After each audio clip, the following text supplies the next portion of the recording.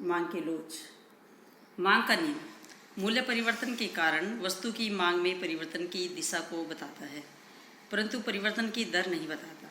अर्थात यह नियम किसी वस्तु का मूल्य घटने पर उसकी मांग बढ़ने का उल्लेख तो करता है, परंतु मूल्य में कितना परिवर्तन होने पर कितनी वस्तु की मांग की गई इसकी विवेचना नहीं करता। अन्य शब्दों में, यह कीमत तथा मांगी गई मात्रा के बीच परिमाणात्मक संबंध का उल्लेख नहीं करता। यह जानने के लिए अर्थशास्त्रियों ने मांग की लोच का विचार प्रस्तुत किया। मांग की लोच के प्रकार या रूप। मांग की कीमत लोच। किसी वस्तु की कीमत में आनुपातिक परिवर्तन होने से उसकी मांगी गई मात्रा में होने वाले आनुपातिक परिवर्तन को मांग की लोच कहते हैं। मांग की आय लोच। आय में होने वाले आनुपातिक परिवर्तन के फलस्वरूप मांग में होने वाले आनुपातिक परिवर्तन से है। मांग की आड़ी लोच। एक वस्तु की कीमत में परिवर्तन का दूसरी वस्तु की मात्रा पर जो प्रभाव पड़ता है उसी को आड़ी लोच कहते हैं। मांग की कीमत लोच की श्रेणी।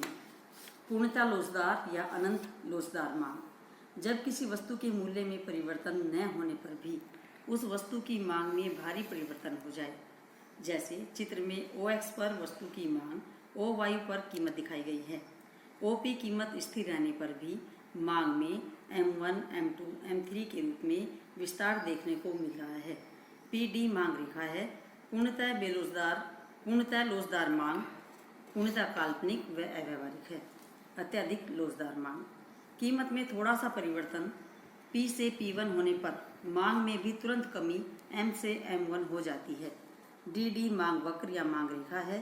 सभी आरामदायक वस्तुओं की मांग इस श्रेणी में आती है।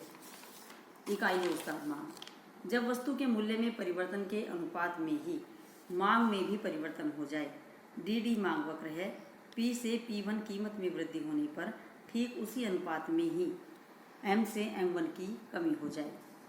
बेलोचदार मांग। P से P1 कीमत बढ़ने पर मांग में केवल थोड़ी सी कमी हो, जैसे M से M1 की कमी। सभी जीवन रक्षक वस्तुएं इसके अंतर्गत आती हैं, जिनकी कीमत बढ़ने पर भी मांग मात्रा में मामूली सी ही कमी देखने को मिलती है।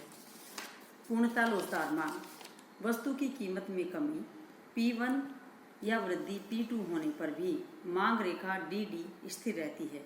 इसके अंतर्गत अति आवश्यक वस्तुएं, रोटी, कपड़ा और आश्रय वाली वस्तुएं आती हैं, जो कि महंगी होने पर भी अनिवार्य रूप से व्यक्ति के द्वारा खरीदी जाती हैं।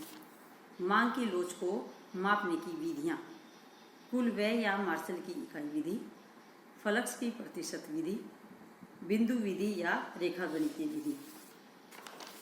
मांग की मूल्य सापेक्षता को प्रभावित करने वाले घटक, तत्व या कारक। वस्तु विशेष की प्रकृति या स्वभाव। नमक, रोटी, कपड़ा, दूध, फल व सब्जी ये बेलोचदार मांग की श्रेणी में आती हैं। वस्तु के विविध प्रयोग, जैसे बिजली, इनकी मांग लोचदार मांग की श्रेणी में आती हैं। वस्तु के प्रयोग के स्थगन की संभावना, ऐसी वस्तुओं की मांग बेलोचदार होती है। वस्तु का टिकाऊपन।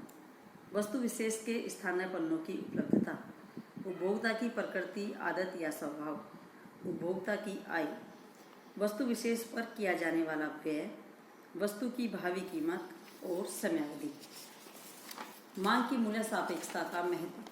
कीमत निर्धारण में, उत्पत्ति के साधनों के वेतन निर्धारण में, परिवहन भाड़े या किराए की दरों के निर्धारण में, अंतर्राष्ट्रीय व्यापार में, करों के निर्धारण में, करों का भार जानने के उद्देश्य से। अभ्यास हेतु प्रश्न। मांग की लोच का अर्थ बताइए।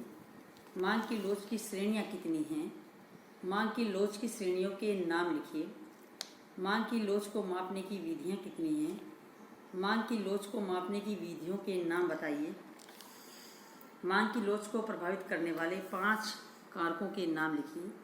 मांग की मूल्य सापेक्षता का महत्व, कोई 5 बिंदु लिखिए। गृह कार्य हेतु प्रश्न। मांग की कीमत लोच का क्या अर्थ है? इसकी विभिन्न श्रेणियों की उपयुक्त चित्रों सहित व्याख्या कीजिए।